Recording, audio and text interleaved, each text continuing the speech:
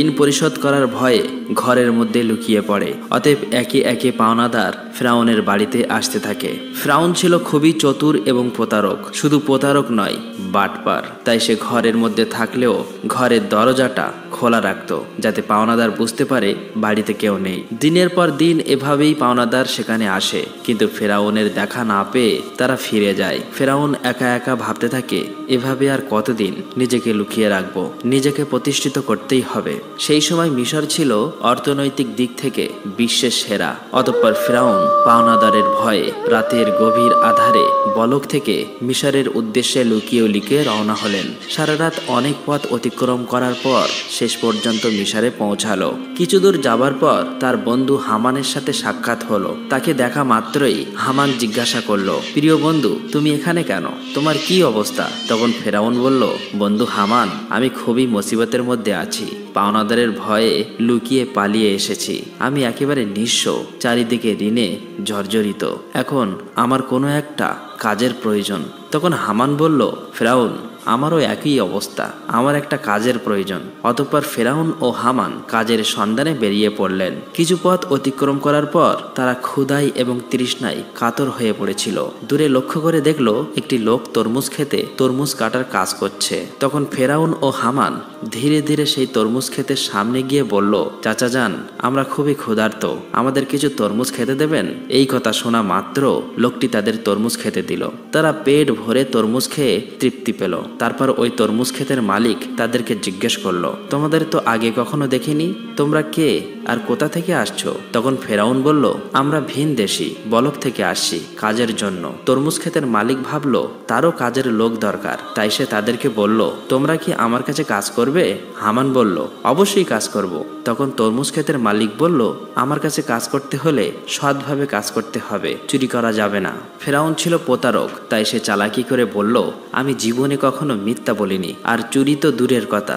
এইভাবে বিভিন্ন চালাকি পন্থা অবলম্বন করে ফিরআউন ও তার বন্ধু হামান তরমুজ ক্ষেতের মালিকের মন জয় করে, কাজে নিযুক্ত হলো। পরের দিন থেকে ফিরআউন ও হামান তরমুজ নিয়ে বাজারে যায়। বাজার থেকে তরমুজগুলো বেশি দামে বিক্রি করে মালিকের কাছে বেশি লাভ দেখায়। এভাবেই আরো বেশি মালিকের মন জয় করে নেয়। বেশ কিছুদিন অতিবাহিত হয়ে গেল। একদিন ফিরআউন ওই ক্ষেতের মালিককে বলে, চাচা যান, আপনি তরমুজগুলো পিস হিসাবে আমাকে বিক্রি করুন, তাহলে আপনার আরো বেশি লাভ হবে। ক্ষেতের মালিক তার কথায় রাজি হয়ে গেল। অতঃপর পরের দিন থেকে ফিরআউন তরমুজগুলো আবারও বাজারে বিক্রি করতে নিয়ে গেল। ফিরআউন তরমুজগুলো পিস হিসাবে কিনত, মাঝে মধ্যে কিছু তরমুজ চুরিও করত এবং বাজারে এসে তরমুজগুলো কেটে টুকরো টুকরো করে চড়া দামে বিক্রি করত। এভাবেই চালাকি করে ফিরআউন অনেক টাকা উপার্জন করলো। একদিন রাতে ফিরআউন তার বন্ধুকে বলল, হামান, এভাবেই যদি আমরা শুধু তরমুজ বিক্রি করি তাহলে জীবনে কিছুই করতে পারবো না, আমাদের অন্য কিছু করতে হবে। সেই সময় ঘটে যায় এক চমৎকার ঘটনা।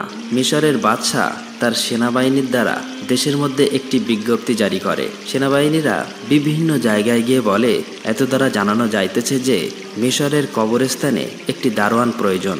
যদি কোনো ব্যক্তি এই চাকরি করতে ইচ্ছুক হও তাহলে সে যেন অতি সত্বর মিশরের বাদশার দরবারে যোগাযোগ করে। এই কথা বলে সেনাবাহিনীরা সেখান থেকে চলে গেল। এই সমস্ত কথা প্রত্যক্ষ পরোক্ষভাবে শ্রবণ করার পর ফিরআউন তার বন্ধুকে বলল, হামান, চলো আমরা রাজ দরবারে যাই। হামান বলল, আমার মনে হয় এটা সম্ভব হবে না। তখন ফিরআউন বলল, এই কাজ হাতছাড়া করা যাবে না, চলো আমরা একবার চেষ্টা করি। অতঃপর ফিরআউন ও হামান দেরি না করে সাথে সাথে মিশরের রাজ দরবারে হাজির হলো। মিশরের বাদশাহ তাদেরকে জিজ্ঞেস করলো, তোমরা কে আর কি চাও? তখন ফিরআউন করজোরে অনুরোধ করে বলল, আমি মুসাফির, ভিন দেশ থেকে এসেছি, আমি খুবই অভাবী।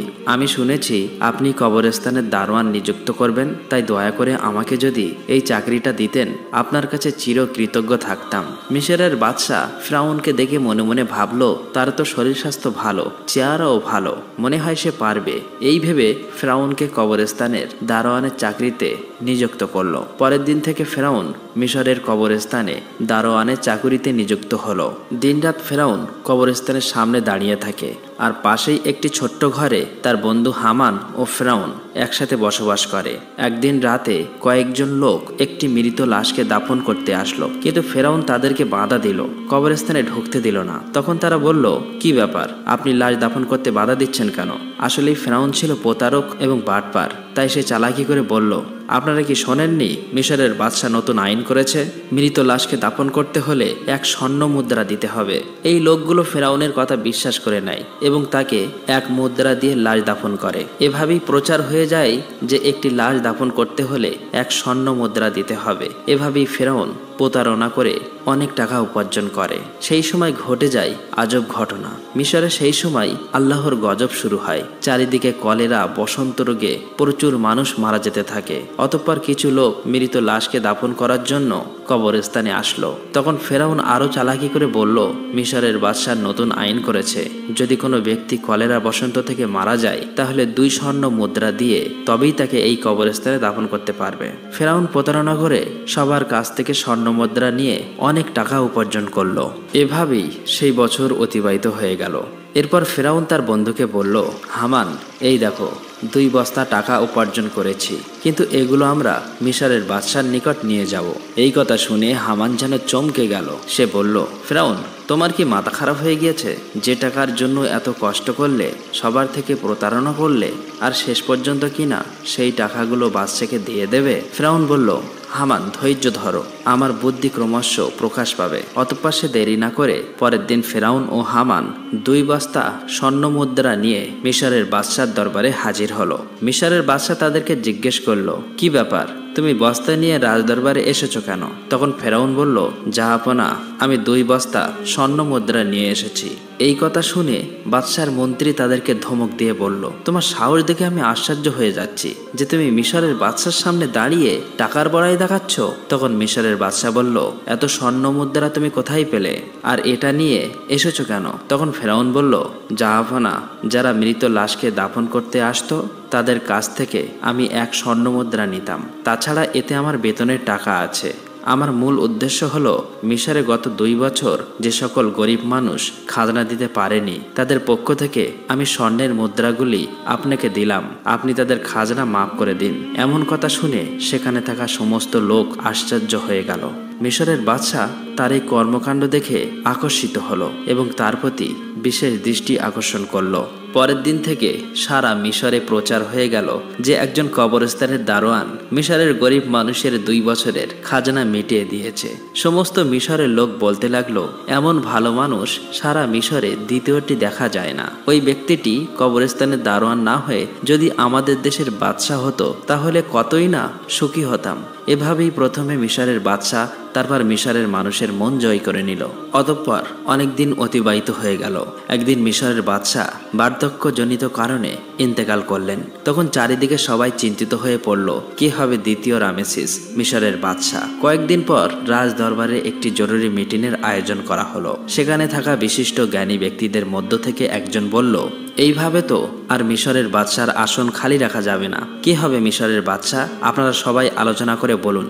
তখন সেখানে থাকা একজন বলল, হুজুর, আমাদের মনে হয় যে ছেলেটি কবরস্থানের দারোয়ান অর্থাৎ ফেরাউন, তার যেমন স্বাস্থ্য তেমন প্রখর বুদ্ধি, তাছাড়া সে তো খুবই ভালো, জনগণের কথাও ভাবে, আমাদের মনে হয় তাকে বাদশা করা উচিত। তখন সে বিশিষ্ট জ্ঞানী ব্যক্তিটি বলল, ঠিক আছে, তবে তাই হোক। সবার অনুমতিতে ফেরাউন হলো মিশরের বাদশা। যে লোকটি একদিন তরমুজ বিক্রি করত, কবরস্থানের দারোয়ান ছিল, ভাগ্যের পরিবর্তনে আজ সে সমগ্র মিশরের বাদশা। আসলে ফেরাউন যে কত নিকৃষ্ট মানুষ ছিল তা কারো জানা ছিল না। এদিকে ফেরাউন মিশরের বাদশা হবার পরে আবারও বিভিন্ন চালাকি ও প্রতারণা করে তার বন্ধু হামানকে মন্ত্রী বানিয়ে দেয়। একদিন ফেরাউন রাজদরবারে বসেছিল। তিনি হঠাৎ করে ঘোষণা করলেন, সমগ্র মিশরে গত 1 বছরে কোনো মানুষের খাজনা দিতে হবে না। এই সমস্ত খাজনা ফেরাউনের তরফ থেকে মাফ করা হবে। এই খবর পেয়ে সমগ্র বিশ্বের সাধারণ গরিব মানুষ ভীষণ খুশি হলো। অতঃপর ফেরাউন ও হামান ছাড়া যখন কেউ ছিল না, তখন হামান বলল, বন্ধু ফেরাউন, এভাবে যদি সমস্ত খাজনা মাফ করে দাও তাহলে বাদশাহী চলবে কিভাবে? ফেরাউন বলল, হামান, ধৈর্য ধরো, এরপর আমি এমন বুদ্ধি করব যে সারা জীবন আমরাই হব সমগ্র বিশ্বের বাদশা। এমন কোনো শক্তি নেই যে আমাদেরকে হারাতে পারবে, তার জন্য বুদ্ধির প্রয়োজন। এই কথা বলে তারা দুজনে একে একে চলে গেল। পরের দিন থেকে সারা মিশরে ফেরাউনের নাম আলোচিত হতে লাগলো। এই সময় হামান ফেরাউনকে ডেকে বলল, বন্ধু ফেরাউন, তুমি যদি সারা জীবন বাদশা থাকতে চাও তাহলে কিছু কাজ অবশ্যই প্রয়োজন। তখন ফেরাউন বলল, কি সেই কাজ? এরপর হামান একে একে সব বলে দিল। অতঃপর ফেরাউন রাজদরবারে একটি জরুরি মিটিংয়ের আয়োজন করল। তখন ফেরাউন বলল, আজ থেকে সারা মিশরে কোনো শিক্ষা ব্যবস্থা থাকবে না, সমস্ত পাঠশালা বন্ধ করে দেওয়া হবে। ফেরাউন রাজকীয় ফরমান জারি করল, মিশরের কোনো ব্যক্তি শিক্ষা নিতে এবং দিতে পারবে না। যদি কোনো ব্যক্তি এই হুকুম অমান্য করে তাহলে তাকে হত্যা করা হবে। সারা মিশরে যারা ছোট ছোট পাথরের মূর্তি বানিয়ে পূজা করে সেগুলি যেন ভেঙে দিয়ে ফেরাউনের মূর্তি পূজা করে। এইভাবে অল্প দিনের মধ্যে ফেরাউনের কথায় ভীত হয়ে লেখাপড়া বন্ধ করে দেয় এবং সমগ্র মিশরের মানুষ আল্লাহর কথা ভুলে গিয়ে মূর্খ অজ্ঞতা হয়ে পড়ে। মানুষ সম্পূর্ণরূপে চতুষ্পদ জন্তুর মতো হয়ে পড়ল। এরপর ফেরাউন ব্যাপক অহংকারী হয়ে গেল। নিজেকে এত বড় মনে করতে লাগলো যে অহংকারে পরিপূর্ণ হয়ে নিজেকে খোদা দাবি করলো। দিনের পর দিন জনগণের উপর খাজনার পরিমাণ বাড়িয়ে দিল। অন্যায় অত্যাচার বেড়ে গেল। একাকী ফেরাউন সারা মিশরে শাসন কার্য চালাতে লাগলো। সুদ, ঘুষ, জেনা, ব্যভিচারের পরিমাণ বেড়ে গেল। এক কথায় ফেরাউন বনি ইসরায়েলদের অপমান অপদস্থ করতে লাগলো। শুধুমাত্র আসিয়া ব্যতীত অন্য কেউই ফেরাউনের অপমান অপদস্থ থেকে রেহাই পেত না, কারণ আসিয়া ছিল সে যুগের সবচেয়ে সুন্দরী, গুণবতী এবং ধার্মিক নারী। সুতরাং বহু বছর পর ফেরাউন আসিয়াকে স্ত্রী রূপে বরণ করেছিল। একদা আসিয়া তার নিজ কক্ষে বসেছিলেন। মনে মনে ভাবতে লাগলো, যেভাবে স্বামী ফেরাউন দেশের জনগণকে অন্যায়ভাবে অত্যাচার করছে, নিজেকে খোদা বলে দাবি করছে, তাতে নিজে তো আল্লাহর গজবে পতিত হবেই এবং দেশের সমস্ত মানুষকে ধ্বংস করবে। ঠিক ওই সময় ফেরাউন সেই কক্ষে প্রবেশ করলো এবং বলল, আসিয়া, তোমাকে এমন চিন্তিত দেখাচ্ছে কেন? তখন আসিয়া বলল, প্রিয় স্বামী, আপনি নিশ্চয় জানেন যে এই পৃথিবী, চন্দ্র, সূর্য, আসমান, জমিন সবকিছুই সেই মহান আল্লাহ তাআলা সৃষ্টি করেছেন। সুতরাং মানুষ যতই ক্ষমতা লাভ করুক না কেন, একটি ছোট্ট পতঙ্গ সৃষ্টি করতে পারে না। মানুষ মরণশীল, একদিন সবাইকে পৃথিবী ছেড়ে চলে যেতে হবে। তাই আপনি নিজেকে খোদা দাবি বন্ধ করুন এবং আল্লাহর পথে ফিরে আসুন। এই কথা শোনা মাত্রই ফেরাউন খুবই রাগান্বিত হয়ে ধমক দিয়ে আসিয়াকে বলল, আসিয়া, এই কথা যদি অন্য কেউ বলতো তাহলে তাকে আমি হত্যা করতাম। সবাই যেমন আমাকে খোদা মেনে নিয়েছে, তুমিও আমাকে খোদা বলে মেনে নাও, নয়তো তোমার অবস্থা তাদের মতোই হবে। এই কথা বলে ফেরাউন সেখান থেকে চলে গেল। এদিকে আসিয়া খুব চিন্তিত হয়ে পড়ল, কেননা তার কিছুই করার ছিল না। চোখ দিয়ে শুধু অশ্রু ঝরতে লাগলো। এভাবেই বহুদিন অতিবাহিত হয়ে গেল। অতঃপর ফেরাউন একদিন তার নিজ কক্ষে শায়িত ছিলেন। গভীর রজনীতে তিনি স্বপ্নে দেখলেন একটি বিশাল বড় আগুনের গোলা বনি ইসরায়েলের দিক থেকে এসে সারা মিশরকে জ্বালিয়ে পুড়িয়ে ছাই করে দিচ্ছে, অথচ বনি ইসরায়েলদের কিছুই হয়নি। এই স্বপ্ন দেখে ফেরাউন তাড়াতাড়ি জেগে গেল। ফেরাউন দেরি না করে পরের দিন দেশের বিভিন্ন প্রান্তে থাকা বড় বড় জ্যোতিষীদের রাজ দরবারে ডাকলেন এবং নিজের স্বপ্নের কথা বললেন। ফেরাউনের এই স্বপ্নের তাবির করে জ্যোতিষীদের মধ্যে একজন জ্যোতিষী বলল, জাহাপনা, আপনি কিছু মনে করবেন না, ভবিষ্যতে আমরা আপনার মৃত্যু দেখতে পাচ্ছি। আপনি বেশি দিন মিশরের বাদশা থাকতে পারবেন না, আপনার ক্ষমতা চূর্ণ বিচূর্ণ হয়ে যাবে। এই কথা শ্রবণ করে ফেরাউন অত্যন্ত রাগান্বিত হয়ে জ্যোতিষীকে ধমক দিয়ে বলল, কি বলতে চাইছো? আমাকে ক্ষমতা থেকে হারাবে এমন কোনো শক্তি আছে? তখন জ্যোতিষী বলল, বনি ইসরায়েলদের মধ্য হতে মুসা নামক একটি ছেলে আপনার ক্ষমতা শেষ করে দেবে। এই কথা বলে তারা সেখান থেকে চলে গেল। কিছুদিন পর ফেরাউন হামানকে বলল, সারা মিশরে যে ঘরে শিশুপুত্র সন্তান থাকবে তুমি সৈন্য বাহিনী নিয়ে তাদেরকে হত্যা করো। ফেরাউনের কথা মতো হামান সেনাবাহিনী নিয়ে মিশরের প্রতিটি বাড়িতে তল্লাশি করে পুত্র সন্তানদের হত্যা করতে লাগলো। তাফসীর কারকদের মতে এভাবেই যখন প্রায় ৮০,০০০ পুত্র সন্তান হত্যা করা শেষ হলো, তখন ফেরাউন আবারও মিশরের সবচেয়ে বড় বড় জ্যোতিষীদের গণনার জন্য আনা হলো। অতঃপর জ্যোতিষীরা তখন বলল, জাহাপনা, আমরা গণনা করে দেখতে পাচ্ছি আপনি যতগুলো পুত্র সন্তান হত্যা করেছেন তার মধ্যে মোসা নামক সেই ছেলেটি নেই। তখন ফেরাউন বলল, ভালো করে গণনা করো। এবার জ্যোতিষীরা বলল, জাহাপনা, আমরা গণনা করে দেখতে পাচ্ছি আপনি যতই তাকে হত্যা করার চেষ্টা করেন না কেন তাকে হত্যা করতে পারবে না। মূসা নামক সেই ছেলেটি আপনার ক্ষমতা চূর্ণ বিচূর্ণ করে দেবে, আর সেই ছেলেটি এখন শিশু।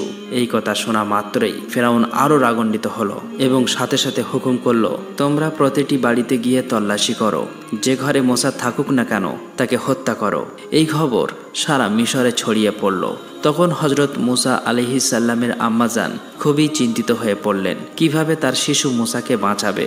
ঠিক ওই সময় তার কন্যা মরিয়ম নদীর চরে ছাগল চড়াচ্ছিল। ভালো করে লক্ষ্য করে দেখল হামান সহ ফেরাউনের অনেক সৈন্যবাহিনী তাদের বাড়ির দিকেই যাচ্ছে। এটা দেখার পর মরিয়াম খুব দ্রুত তার বাড়িতে চলে আসলো এবং বলল, আম্মাজান, ফেরাউনের সৈন্যবাহিনী আমাদের বাড়ির দিকে আসছে, আমার ভাই মূসাকে তুমি বাঁচাও। এই কথা শুনে হজরত মূসা আলাইহিস সালামের আম্মাজান একেবারে হতভম্ব হয়ে গেল। তিনি কিছুতেই বুঝতে পারছে না কি করবে। ততক্ষণে ফেরাউনের সৈন্যবাহিনী তাদের বাড়ি ঘিরে ফেলেছে।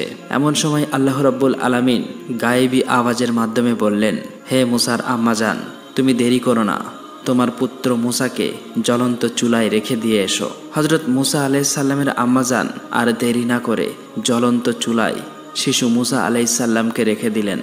আর তখন হঠাৎ করে ফেরাউনের সৈন্যবাহিনী ঘরের মধ্যে প্রবেশ করলো। তারা বলল, আমরা খবর পেয়েছি তোমার ঘরের মধ্যে মূসা নামক পুত্র সন্তান আছে, তাড়াতাড়ি আমাদের কাছে দিয়ে দাও। তখন আম্মাজান বলল, এই দেখুন, আমার তো কন্যা সন্তান, যদি আমার ঘরে মূসা থাকে তাহলে তোমরা খুঁজে বার করো। তারপর ফেরাউনের সৈন্যবাহিনী ঘরের এদিক ওদিক তন্ন তন্ন করে খুঁজতে লাগলো, কিন্তু কোথাও পেল না। অবশেষে সেখান থেকে তারা সবাই চলে গেল।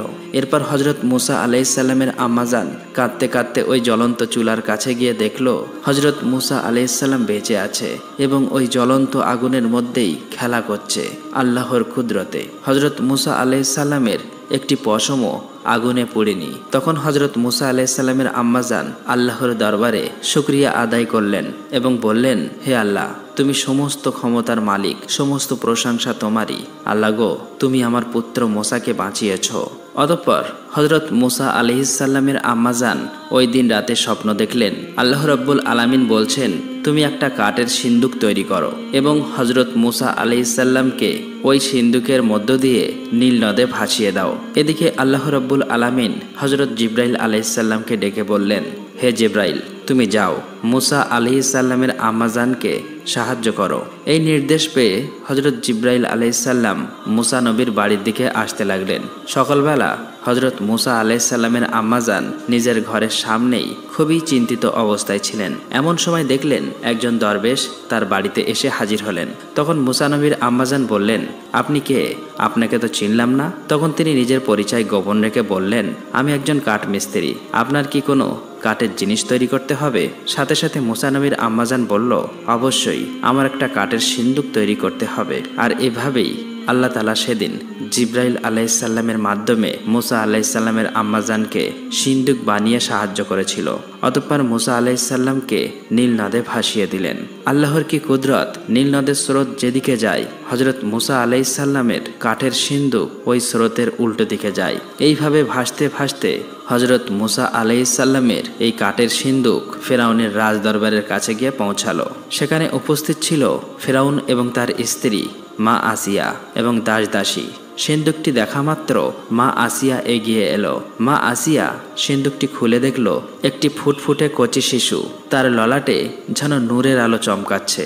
এত সুন্দর শিশু সে জীবনে কখনোই দেখেনি। তাই দেরি না করে মা আসিয়া মূসা আলাইহিস সালামকে কোলে তুলে নিল এবং ফেরাউনের কাছে গিয়ে বলল, দেখুন কত সুন্দর শিশু, এই শিশুটিকে আমি লালন পালন করব। এটা শুনে ফেরাউন বলল, না, এই শিশুই হয়তো আমাদের শত্রু হবে। এটাই বনি ইসরাইলদের মধ্যে থেকে কোনো এক শিশু হতে পারে, একে আমি হত্যা করব। তখন মা আসিয়া বলল, কি বলছেন? এটা যদি বনি ইসরাইলদের কোনো শিশু হতো তাহলে নদীর স্রোতে উল্টো দিকে কিভাবে আসলো? এটা তো ওই দিকে যাওয়ার কথা ছিল। এই যুক্তি শুনে ফেরাউন আর কিছু বলল না, শুধু বললেন, ঠিক আছে, তুমি এই শিশুকে লালন পালন করতে পারো। অতঃপর মা আসিয়া হজরত মূসা আলাইহিস সালামকে নিয়ে রাজ দরবারে প্রবেশ করলেন। ফেরাউন যখন মূসা আলাইহিস সালামকে কোলে তুলে নিল এবং নিজের সন্তান রূপে আদর করার জন্য চুম্বন দিতে যাবে, এমন সময় হজরত মূসা আলাইহিস সালাম আল্লাহর হুকুমে ওই কচি শিশু হাতে এত জোরে ফেরাউনকে চড় মারল যেন রাজদরবার কেঁপে গেল। মনে হলো যেন ভূমিকম্প শুরু হয়ে গেছে। তখন ফেরাউনের মনে সন্দেহ প্রকাশ পেল।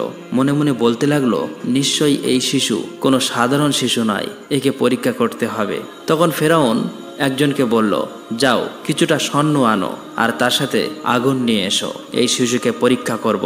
এটা শুনে সেখানে থাকা উপস্থিত সবাই হতবাক হয়ে গেল।